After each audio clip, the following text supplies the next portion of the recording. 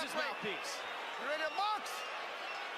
Joshua looks so tired. I think he wants out. That's it. He says that's it. Andy Ruiz is the heavyweight champion.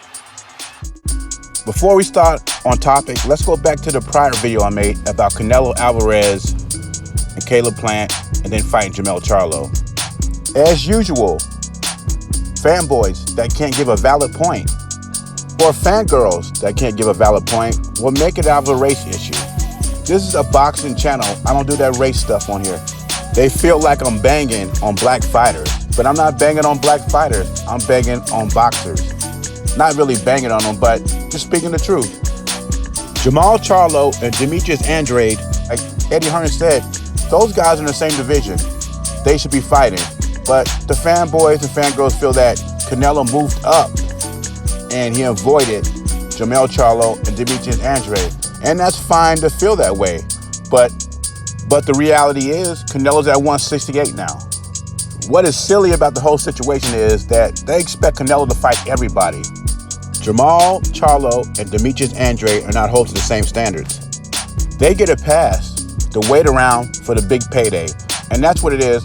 Canelo's a cash cow, and those guys are waiting for a big payday. They don't want a blemish on their record.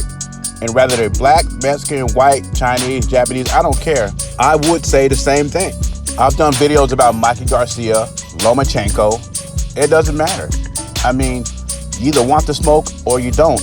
Now let's talk about Tyson Fury. You know, he's gonna try to promote this fight. And what's the best way to promote the fight? Keep bringing up Anthony Joshua. And he's bringing up the obvious. He says, well, Wilder is a bigger draw for me to fight Wilder in the U.S. than to fight Anthony Joshua.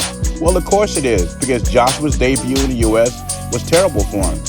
He got knocked out by Andy Ruiz. Well, got stopped by Andy Ruiz. And before that, people in the U.S. who doesn't follow boxing, the casual fan, did not really follow AJ. But with that being said, Wilder is more known in the U.S., but he doesn't sell tickets. He's not popular. The facts are, regardless if you like it or not, Anthony Joshua, Canelo are the cash cows of boxing. I mean, Tyson Fury is supposed to make, what, $15, $20 million off the Wilder fight? I don't know. The figures are around there. But he's not getting money like he was if he was fighting Anthony Joshua. Because globally, Anthony Joshua is a bigger star than Deontay Wilder and Tyson Fury. He was going to make $75 to $100 million fighting Anthony Joshua. He would have to fight Wilder 4 times to make the money that he was going to make fighting Anthony Joshua.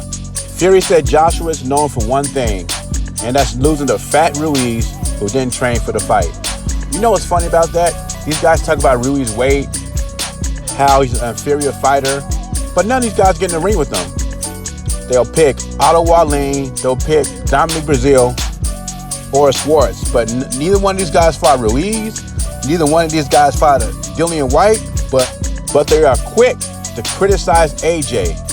One thing I do agree with when it comes to Anthony Joshua, I would like him to come back to the States. If he keeps winning, Ruiz keeps winning, I would like the trilogy back in Madison Square Garden. We're talking about 2022, late 2022, early 2023. I'd like to see those guys go at it again for a trilogy and see what happens. And at that time, if everything's going the way it's supposed to be going, the trilogy will sell very well in the States. 2023 is a year and a half from now. A lot of things could happen between now and then. Anyway, leave your thoughts and comments below. Jay Beezy, I'm gone.